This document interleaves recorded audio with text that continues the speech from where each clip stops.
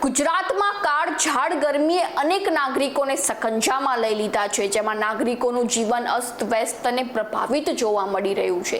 જેમાં ગઈકાલે અમદાવાદમાં ક્રિકેટ મેચમાં પોતાની ટીમને ચીયરઅપ કરવા આવેલા શાહરૂખ ખાન હીટસ્ટ્રોકનો ભોગ બન્યા હતા અને ત્યારબાદ તેમને કેડી હોસ્પિટલમાં દાખલ કરાતા આજે તેમની તબિયતમાં સુધારો થતાં જ તેમને ડિસ્ચાર્જ પણ આપવામાં આવશે।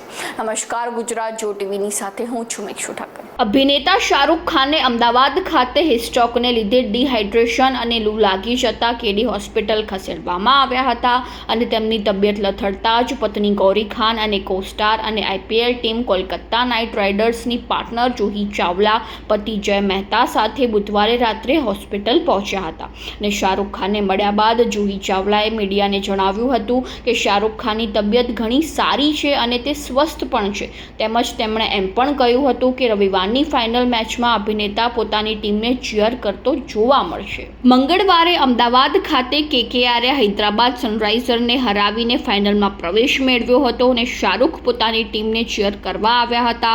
ત્યારબાદ મેચ જીત્યા પછી એસઆરકે મેદાનમાં જઈને પ્રેક્ષકોનો આભાર પણ માન્યો હતો અને તેમનું અભિવાદન ઝીલ્યું હતું। જેમાં અમદાવાદમાં 45 ડિગ્રી ગરમી હોવાથી અભિનેતાને લૂ લાગી ગઈ હતી અને તેમણે કેડી હોસ્પિટલમાં એડમિટ કરવામાં આવ્યા હતા ને ખબર મળતા જ પરિવાર અને ફેન્સ ચિંતામાં આવી ગયા હતા। જોકે હવે તેમની તબિયત ઘણી સુધારા પર હોવાની માહિતી મળી રહી છે અને આજે તેઓ ડિસ્ચાર્જ પણ થઈ જશે।